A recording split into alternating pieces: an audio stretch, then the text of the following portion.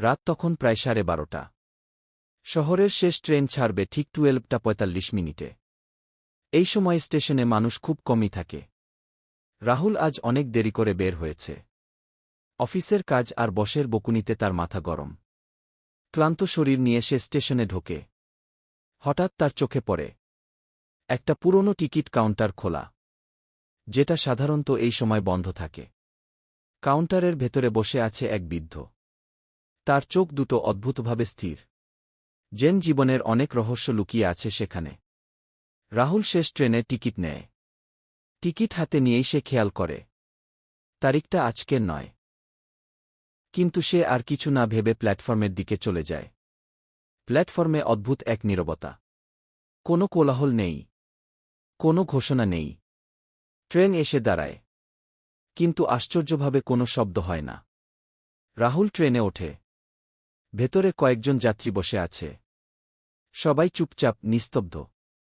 কারো হাতে মোবাইল নেই, কারো চোখে কোনো অনুভূতি নেই। ট্রেন চলতে শুরু করে। হঠাৎ রাহুল অনুভব করে এই ট্রেনটা সাধারণ কোনো ট্রেন নয়। তার বুকের ভেতর অজানা ভয় কাজ করতে থাকে। ঠিক তখনই তার মনে পড়ে যায় মায়ের শেষ ফোনটা সে ধরেনি, ব্যস্ততার অজুহাতে। সেই রাতেই মা মারা গিয়েছিল। ট্রেন হঠাৎ থেমে যায়। চারদিকে ঘন অন্ধকার। দরজা নিজে থেকেই খুলে যায়। বাইরে কুয়াশায় ঢাকা এক অচেনা প্ল্যাটফর্ম। একটা বোর্ডে লেখা, শেষ সুযোগ। একজন বৃদ্ধ কন্ডাক্টর সামনে এসে দাঁড়ায়। রাহুল বুঝে যায় এটাই তার জীবনের সবচেয়ে বড় পরীক্ষা। সে নিজের ভুল স্বীকার করে, ফিরে যাওয়ার সুযোগ চায়। কিছুক্ষণ নীরবতা।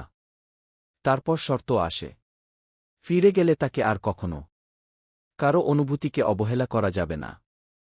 রাহুল চোখ বন্ধ করে সম্মতি জানায়। হঠাৎ বিকট এক শব্দ। রাহুল ঘামতে ঘামতে ঘুম থেকে উঠে বসে। চারদিকে সকাল।